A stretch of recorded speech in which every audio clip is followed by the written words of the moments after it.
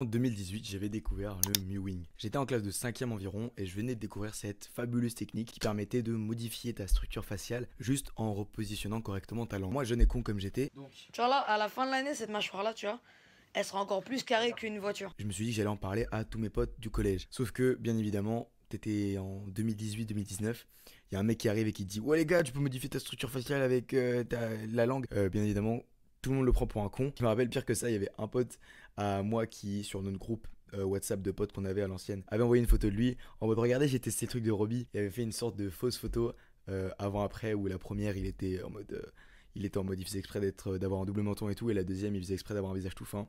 Donc ça se foutait pas mal de ma gueule à l'époque. Et dans ma tête, le mewing c'était resté un truc hyper niche jusqu'à très récemment. Et c'est quand là j'étais au lycée et qu'il y a des mecs qui ont commencé à parler mewing et de trends de TikTok, etc., que je me suis dit que ça s'était démocratisé de ouf. Et avec la démocratisation du mewing, c'était cool parce qu'on voyait de plus en plus de gens en parler. Mais on voyait pas forcément beaucoup de gens dire comment en faire. Si ce n'est des petits shorts ou des TikTok de merde à gauche à droite. Mais à part ça, il y a que Dr Mew que j'ai vu faire des très bons guides. Et c'est normal parce que c'est son créateur. Mais à l'ancienne, moi je me rappelle que quand je cherchais des trucs à propos du mewing, je me rappelle que c'était une galère pas possible juste pour essayer de trouver une vidéo ou quelques vidéos qui en parlaient pour nous guider et nous apprendre comment bien le faire. J'étais obligé d'aller sur des vidéos qui n'étaient pas aussi quali que maintenant de Dr Mew, où il était dans sa... Même je sais même pas ce que c'était, sa chambre, son labo, je sais pas quoi, où il était comme ça, il était en mode ouais voilà regardez ça marche comme ça. Et c'était parmi les seules vidéos qui étaient disponibles à propos du mewing à l'ancienne. Et c'est pour ça que je me suis dit que après avoir fait quelques années de mewing qui ont plus ou moins marché sur moi, j'allais peut-être offrir aux gens ce que moi j'avais pas forcément eu la chance d'avoir quand j'ai commencé Lux Maxing et que j'ai commencé Mewing, et faire un guide complet à propos de ça. Alors bien sûr je me prétends pas aussi légitime que Dr Mew par exemple pour en faire un guide complet. Il a d'ailleurs sorti un guide complet qui est en anglais, donc si tu parles anglais tu peux aller le checker. Mais en France, j'avais pas vu beaucoup de personnes en faire, voire personne. Et du coup, je m'étais dit que via l'expérience que je m'étais faite, les erreurs que j'avais fait et les petits tips aussi que j'ai découverts, je pouvais en faire un petit guide qui pourrait aider les mecs qui commencent le mewing et qui savent pas par où commencer ou même comment le faire. Mais donc dans cette vidéo, on va principalement traiter du mewing en 3 parties et on va d'abord voir à quoi ça sert le mewing réellement et pourquoi il faut en faire.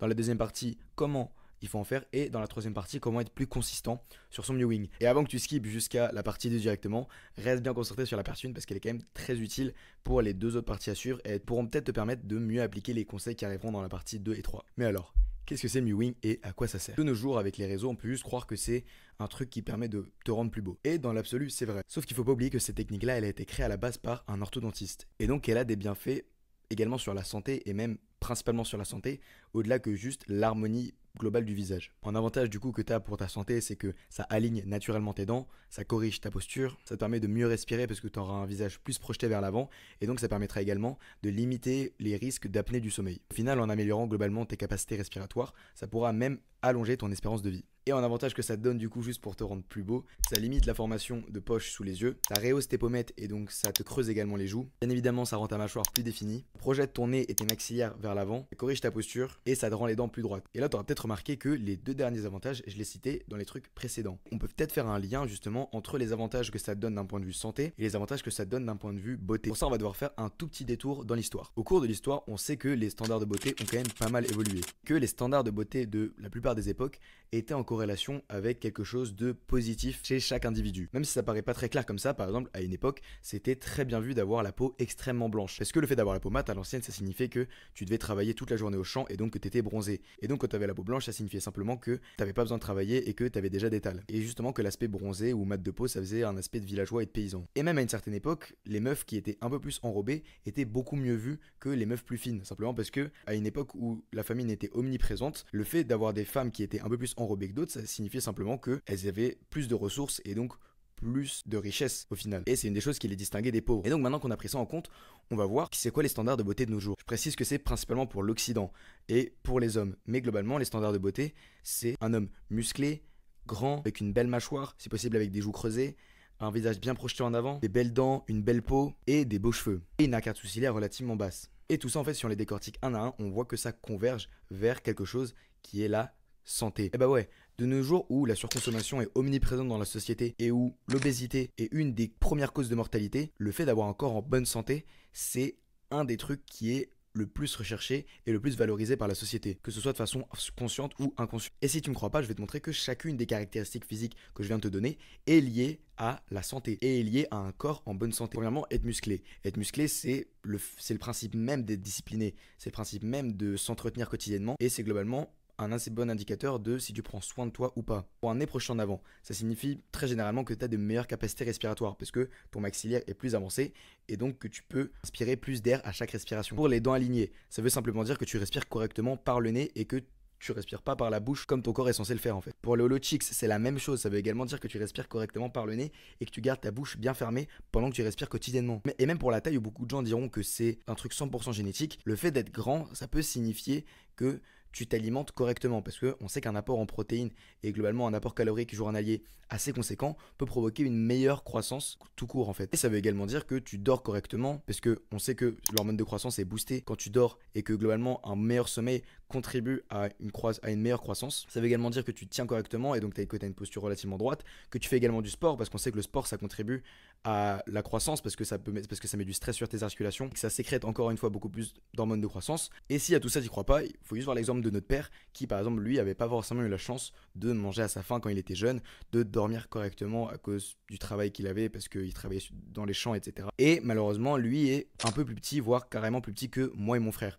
Pourtant c'est notre père, genre on a sa génétique à lui, mais grâce à lui on a pu se nourrir correctement et dormir correctement, et je pense que c'est un des principaux facteurs qui fait que moi à 16 ans je sois plus grand que mon père à son âge, même si bon voilà c'est pas forcément significatif, mais qu'en gros dis-toi qu'à la base on n'avait pas forcément une génétique de grand avec mon frère, et pourtant on doit faire environ 1m82 tous les deux. Donc le sommeil et l'alimentation, ça joue un rôle très important également pour la croissance, même si bien sûr la génétique, me casse pas les couilles en commentaire avec ça. Et même le fait d'avoir une peau lisse ou une peau qui est clean en fait, c'est un relativement bon indicateur de santé parce qu'on sait que si tu consommes trop d'aliments transformés, trop d'alcool, que tu fumes trop, que tu manges trop gras, ta peau elle va partir en couille. Et donc le fait d'avoir une peau lisse, le fait d'avoir une peau bien, tu vois, propre, eh ben, c'est aussi un bon indicateur de santé pour montrer aux gens que tu es globalement en bonne santé. Et même si tout ça, tu te le dis pas consciemment en fait, c'est ce que tu sais que c'est comme ça que ton cerveau il résonne. T'aimes pas les corps musclés juste parce que c'est beau à voir. T'aimes les corps musclés parce que dans ta tête t'associes le corps musclé à la discipline, le contrôle de soi, la bonne santé. Et c'est ça pour toutes les caractéristiques que je viens de te donner. On peut également voir que la chirurgie essaye de copier ces traits qui sont synonymes de bonne santé, sauf qu'ils y arrivent pas. Parce que généralement en fait ça fait un rendu bizarre parce que justement, de une c'est pas naturel, bien évidemment parce que c'est de la chirurgie, mais parce que du coup le visage ne s'est pas adapté à ça. Ils essayent de copier le fait d'avoir un nez projeté en avant sans avoir avancé leur os maxillaire. Du coup, ça rend archi bizarre, ou même ils essayent de rendre leur mâchoire plus carrée sans pour autant, tu vois, perdre du gras au niveau de leur mâchoire, etc. Bref, c'est horrible. Et donc, même s'il y a des mecs qui ont gagné la loterie génétique et qui ont déjà tout ça sans forcément être en bonne santé, toi personnellement, si t'as pas gagné cette loterie génétique, tu peux essayer d'améliorer ces différents aspects de ta santé pour améliorer ton physique. Et en fait, je dis ça parce que peut-être que pour la plupart des gens, c'est plus facile de se dire mentalement que c'est plus facile en fait de changer sa santé ou d'améliorer sa santé que d'améliorer son physique. Parce que pour certaines personnes, ils disent ouais, mais non, jamais de la vie tu peux modifier la forme de ta mâchoire ou la forme de ta, etc., etc. Donc retiens ça, être beau, c'est être en bonne santé pour la plupart des cas. Mais maintenant qu'on a vu un peu les gros aspects du mewing, à quoi ça sert, pourquoi est-ce que ça te rend comme ça, etc. On va enfin voir comment mewer correctement. La phrase qui résume le mieux le mewing pour moi, c'est une phrase que le père de Dr Mew actuel qu'on connaît a dit, et c'est lips together, teeth together, tongue to the roof of the mouth. Et ça veut dire quoi? Ça veut juste dire que tes lèvres faut qu'elles soient collées, tes dents faut qu'elles soient collées et que ta langue soit collé à ton palais également. Et pour les lèvres ainsi que les dents, tout ça devrait aller pour normalement si tu sais fermer ta bouche correctement. Mais pour la langue, c'est la partie la plus complexe parce que même pour moi, c'est le truc avec lequel j'ai eu le plus de mal dans le mewing. Parce que on disait ouais, il faut coller 100% de sa langue, mais sauf qu'en fait quand tu colles 100% de ta langue, bah tu respires pas. Donc je comprenais pas forcément. Et pour t'aider à mettre ça en place et mewer avec plus de facilité, je vais te donner 6 tips pour mewer correctement. Le premier, c'est même pas forcément un tips, mais c'est juste un truc que tu dois appliquer de base en fait si jamais tu veux mewer. C'est respirer par le nez. En fait, si jamais tu veux commencer à mewer et que tu veux t'intéresser à la position de la langue, comment tu dois mettre ta mâchoire, etc., alors que tu respires encore par la bouche, mon gars, ça sert à rien. Commence par arrêter de respirer par la bouche et à respirer par le nez. Parce que c'est ça la base pour l'instant du mewing.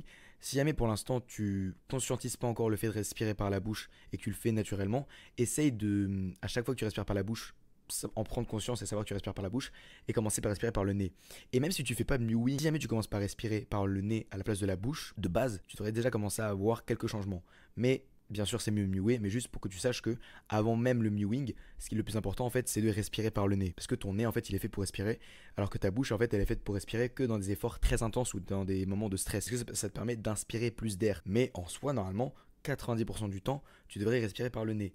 Genre les seuls moments où tu devrais respirer par la bouche, c'est quand tu viens de sprinter, que tu viens de courir, ou des trucs comme ça, tu vois, ou que tu es très fatigué. Ensuite, le deuxième conseil, c'est de trouver le end spot. Le end spot, en fait, c'est le spot où le bout de ta langue sera quand tu vas muer. Et pour le trouver, en fait, globalement, tu peux te dire que c'est juste derrière tes deux dents de devant. Moi, personnellement, je le mets juste derrière ces deux dents-là, mais Dr Mew a donné une autre technique pour essayer de trouver son end spot à soi, et c'est dire la lettre N. C'est dire la lettre N. So, moi, quand je disais la lettre N, de façon très, tu vois, comme ça, N, bah en fait, ma langue est sortie, tu vois. Genre, elle était pas du tout là où elle devait être. Et en fait, du coup, pour bien faire la N technique, il faut que tu dises la lettre N, mais de façon un peu bas les couilles, tu vois. En mode là, dis N, mais en mode, tu vois, sans mettre trop d'efforts en mode on. Parce qu'en fait, si tu mets trop d'efforts dans le N, tu vois, ta langue elle va se barrer en couille. Donc, dis juste le N, mais de façon un peu désinvolte, de façon un peu, tu vois, molle, et tu devrais trouver le N spot là où le bout de ta langue devrait être pendant que tu mues. Ensuite, la deuxième technique que le Dr Mew a donnée, c'est le cheesy swallowing. Et en fait, le cheesy swallowing, c'est quoi? C'est juste avaler en souriant, en ayant un sourire vraiment archi large de baiser. Tu vois, ça va t'aider. Pourquoi? Parce qu'en fait, quand tu vas avaler de l'eau en souriant large comme ça va te permettre de coller toute ta langue à ton palais. Et tu devrais le sentir normalement si tu le fais, si tu as de l'eau à côté de toi, tu peux le faire maintenant. En fait, tu remarqueras, si jamais tu le fais maintenant, que toute ta langue, elle se collera à ton palais et que cette partie-là de ton visage, elle va un peu se contracter. Et donc ça, c'est cool parce que ça peut commencer à te faire sentir ta langue qui se colle à ton palais. Parce que je sais qu'il y a pas mal de gens qui ont du mal en mode à vraiment, tu vois, sentir toute leur langue coller à leur palais. Là, si tu fais ces techniques-là, normalement, tu devrais un peu mieux la sentir. La troisième technique, c'est de se tenir droit ou d'avoir une bonne posture. Moi, au début, je pensais que c'était une technique un peu de con, tu vois, en mode, bah voilà quoi, juste tout le monde dit qu'il faut avoir une bonne posture et tout. Mais en fait, non, parce que avoir une bonne posture, en fait, ça t'aide littéralement à mieux muer. Parce que tu peux pas muer en fait si t'as une mauvaise posture, littéralement. Parce que, en fait, une fois que j'ai découvert qu'il fallait se tenir droit, tu vois, pendant que tu mew, j'ai remarqué après qu'en fait quand j'avais la tête un peu trop baissée ou que j'avais la tête un peu trop vers le haut, et ben j'arrivais pas à coller correctement ma langue à mon palais. La bonne position en fait naturelle pour mewer, c'est le menton à parallèle au sol. Le menton pas levé, pas rentré, le menton parallèle au sol. Normalement la position naturelle elle devrait être un tout petit peu rentrée, un tout petit peu vraiment juste pour que le menton il soit parallèle au sol. Ton crâne aligné à ta colonne vertébrale, et là tu es dans une bonne position pour mewer. Et en fait, même si jamais tu n'es pas dans la bonne position, tu le remarqueras directement parce que si tu n'es pas dans une bonne position de base, tu n'arriveras pas correctement à coller 100% de ta langue dans ton palais. Et ça peut être une des raisons pour lesquelles tu n'arrives pas à mewer correctement, juste parce que tu as la tête trop en avant ou tu as la tête trop en arrière. Donc essaye déjà de corriger ta posture, et ça pourrait peut-être être le truc qui va faire que tu vas pouvoir enfin mewer correctement. Le cinquième conseil, c'est de pas trop forcer sur ta langue. En fait, il y a beaucoup de gens qui commencent à mewer et qui matraquent leur langue contre leur palais. Non. En fait, quand tu mews, le mieux c'est d'essayer de poser sa langue doucement sur son palais. Dr Mew, ce qu'il disait, c'est qu'il faut essayer de créer une sorte de vacuum, donc une sorte d'effet ventouse sur son palais. Pour ça, en fait, il y a une technique toute conne que même moi j'utilise encore pour me remettre en position mewing, c'est qu'il faut avaler sa salive. Essaye maintenant d'avaler ta salive. Il y a une grosse partie de ta langue qui s'est collée et essaye de rester dans la même position dans laquelle tu étais quand tu as avalé ta salive en décollant un tout petit peu de langue juste pour pouvoir respirer. Donc en gros, ça fait un truc comme ça. Et là, normalement, t'es une position déjà quand même très correcte de mewing. Et le dernier conseil que je peux te donner et qui, moi, perso, m'a le plus aidé à mewer correctement, c'est cette partie-là du visage. C'est la partie en dessous de ton menton.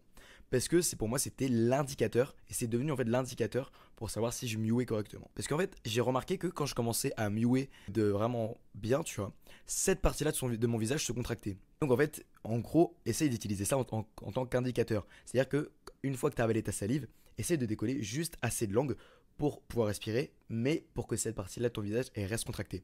Et si jamais tu arrives à coller ta langue, libérer un peu d'espace pour respirer, mais que cette partie-là elle reste contractée, normalement, tu es dans une bonne position de mewing. Et donc maintenant qu'on a vu globalement les grands aspects et les grandes lignes pour pouvoir mew correctement, on va voir comment être plus consistant sur son mewing, parce que et ouais, c'est un truc qui prend un peu de temps parce que tu vas littéralement modifier ta structure osseuse. Et donc pour ça, je vais donner quelques tips dans deux aspects de ta vie pour y mimer l'action de mewing ou simplement être plus consistant sur son mewing. Et ces deux aspects que normalement tout le monde a dans sa vie si tu es un être humain normal, et c'est manger et dormir. Dormir, ça compose 8 heures chaque jour. Globalement, tu vas pas casser les couilles, oui c'est sur 2 jours, mais bon, en gros ça compose 8 heures par jour. Et ces 8 heures là, si tu les passes la bouche ouverte à respirer par la bouche, tout le travail que tu auras fait pendant la journée à mewer correctement, ça va partir à la poubelle. Et donc pour ça, je te donne en gros 3 tips pour pouvoir mewé correctement pendant que tu dors. Le premier tips, c'est le mouse taping. C'est le tips le plus connu. Le mouse taping, c'est juste de mettre un morceau de scotch sur sa bouche pendant que tu dors. En fait, ça permet d'être sûr que tu respires pas par la bouche pendant que tu dors. Et ouais, je sais que ça fait un petit peu peur parce que tu te dis ouais, mais je vais faire de l'apnée du sommeil, etc. Franchement, non. Et même si jamais pendant la nuit, je sais pas, tu fais une crise d'angoisse ou quoi et que tu as envie de respirer, le truc ça s'enlève très facilement. Donc panique pas pour ça. Mais ouais, c'est vraiment excellent parce qu'en fait, c'est juste t'as pas besoin de penser au fait de ouais, est-ce que là je vais ouvrir ma bouche, je vais respirer par la bouche et tout, simplement parce qu'elle sera tapée de toute façon. Donc t'auras pas à t'inquiéter. Premier conseil qui est excellent si jamais tu veux maintenir une bonne position pendant que tu dors. Deuxième technique, c'est dormir sur le côté.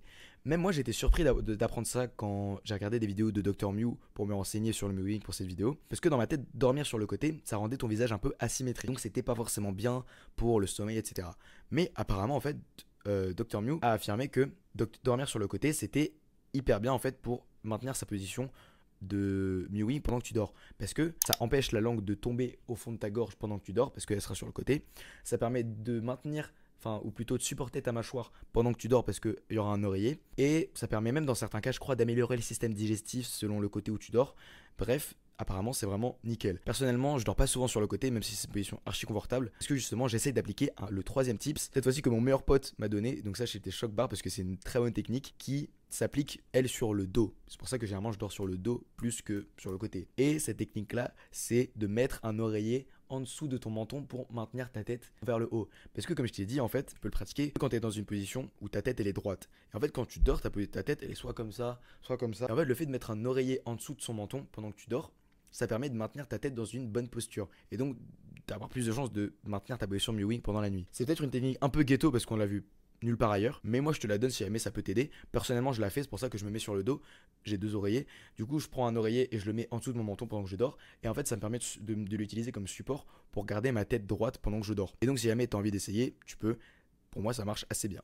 Et donc le deuxième aspect de ta vie que je voulais voir, c'était le fait de manger. Beaucoup de gens mangent et mâchent plus précisément, et avalent aussi pas correctement. Mais on va principalement voir les deux aspects, c'est-à-dire mâcher et avaler, parce que c'est les trucs que tu fais en fait quand tu manges, et comment bien mâcher et avaler pour pas niquer en fait les progrès que tu auras fait avec le mewing. Pour mâcher, j'ai déjà sorti une vidéo entière dessus en parlant du chewing gum. Je te mets ici. Donc si jamais tu es intéressé à propos de ça, tu peux aller checker. Je parle de comment mâcher correctement et comment mâcher du chewing-gum correctement. Et ça s'applique également pour la nourriture en général. Donc va voir ça si jamais ça t'intéresse. Et pour avaler, la plupart des gens en fait avalent en poussant la nourriture avec leurs joues. Et en fait c'est très mauvais parce que comme je l'ai dit dans ma vidéo où je parle de chewing-gum, le fait de pousser la nourriture avec ses joues, ça va faire que ça va engager des muscles de faciaux qu'on veut pas forcément. Et donc nous rendre encore plus chubby qu'on l'était de base, tu vois, surtout pour les joues. Et donc pour ça en fait, il faut pas avaler avec ses joues, mais il faut avaler avec sa langue et cette partie-là de son visage. Quand tu avales de la bonne façon, normalement ça devrait donner un truc comme ça. C'est-à-dire que la plupart des gens, quand ils boivent de l'eau ou qu'ils mangent de la nourriture, ils boivent ou avalent comme ça. Et tu vois, en fait, la différence entre les deux, c'est que quand moi je bois, je gonfle de une pas mes joues.